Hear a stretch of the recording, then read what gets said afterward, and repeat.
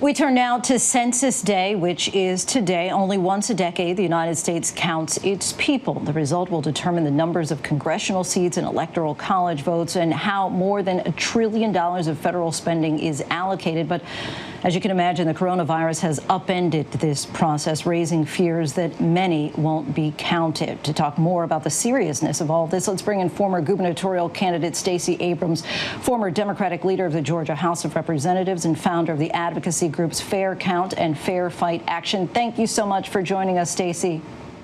Thank you for having me. So tell us about the disruptions that you're seeing as far as the census and how it's working. The census was always going to be difficult because of the underfunding and the fear that was created by the Trump administration. The citizenship question scared a lot of folks into believing that filling it out would somehow put them in jeopardy. Luckily, a coalition of organizations got the Supreme Court to punt and to kick the citizenship question off of the census form, but we still faced underfunding. However, I want to give the Census Bureau great credit for trying to accommodate not only the challenges they face financially, but also adapting to COVID-19. And the data that's being collected, it's not just relevant to elections, but also to the allocation of many other government resources. So how will this impact everyday Americans if the count isn't 100% accurate this year? What we have to remember is that the census is a count not only of who we are, but where we are and what we need. If you have a utility bill or a cell phone, they already know how to find you. What the census tells them is who you are and what you need. So it talks about the community you're living in, the racial issues that you face, economic concerns, housing needs. And in a time of coronavirus and COVID-19, it applies to how many beds are in a hospital, how many masks are allocated, and how much resources are going to be invested in community. And the problem is when communities are not counted, they simply are erased from the narrative. I compare it to doing an RSVP to a party. If you RSVP and tell them you're coming, you'll get a good seat, you'll get good food, good drink. You might get to see the concert up close. But if you fail to respond, or if you can't respond, you're going to find yourself in the garage with a cup of Kool-Aid and a bologna sandwich wondering what's going on inside. Good analogy. I think we can all relate to that. So right now, as we all know, medical supplies are running low at many hospitals during this crisis, and states appear to be competing for federal resources. Could the distribution of these resources be impacted by census data? They've already been impacted. We know that there was an undercount of Black and brown communities, communities of color writ large. There was an undercount of young children under the age of 5, an undercount of immigrants, and an undercount of renters, as well as an undercount of rural communities. When these communities are undercounted in 2010, what happened was that the planning based on those numbers never accounted for the increases because you start with a false denominator. You start with the wrong number at the base, and that means even with the best statistical information to increase the number, you never get to where you need to be. Your group, Fair Count, promotes participation in the 2020 census, but you've had to suspend some of that work because of social distancing. So how is that hampering your goal of getting everyone counted?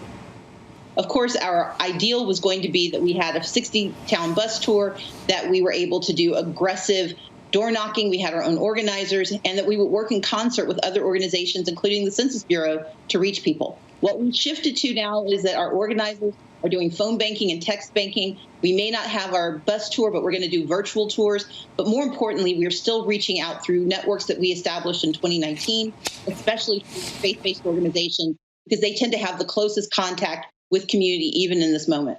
And now let's turn to the 2020 election. How do you see the coronavirus crisis impacting how we vote and how some people might be hindered from voting? So, as you know, I also started an organization called Fair Fight. Fair Fight Action is our C4. Fair Fight 2020 is our national work. And we have operated in 20 states. And we know that the right to vote is sacrosanct. We also know, unfortunately, that the president, as recently as Monday, bemoaned the fact that if every eligible voter cast a ballot, he couldn't win elections. And so he opposes making certain that every person can have a ballot if they're eligible for one. But we know what the best answer is, and that is vote by mail. It is the safest way to vote for most Americans. And that means that every state should be given the resources to send absentee ballots directly to voters so they can return those ballots, postage paid, and cast their votes. So what's been the pushback to this voting by mail concept? I mean, what's the concern? Well, as Donald Trump said on Monday on Fox and Friends, if everyone gets to vote by mail, he won't win the election. In fact, he said Republicans won't win. And that's, I think, deeply problematic because, one, it presumes that every American votes the same. I certainly want my party to win elections, but our elections aren't partisan. Our selections are, but our elections are not. And when we have Republican leaders like the President of the United States or governors who are refusing to allow access to voting, like Kay Ivey in Alabama, who are requiring that you have to have an excuse to vote absentee, that will force a lot of people who are sheltering in place to either lie to be able to vote or to have to break the quarantine to go out into the public. We should not make people make the choice between their health and their democracy. Would you ever advocate for postponing the November presidential election, or is that out of the question in your mind? I went to law school for a reason, and the Constitution does not permit a delay in the November elections. We cannot do it. It has to happen on the first Tuesday in the month of November. And the reality is that we are going to have that election. The question is, will we have an election that is free and fair, or will we give in to fear and power mongering and undermine the very democracy we should be holding up as a light to the rest of the world? Last question for you. Vice President Stacey Abrams, what do you think? Does that have a certain ring to it?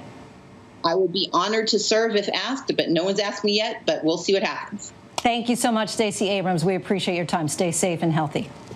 Thank you, Lindsay. You as well.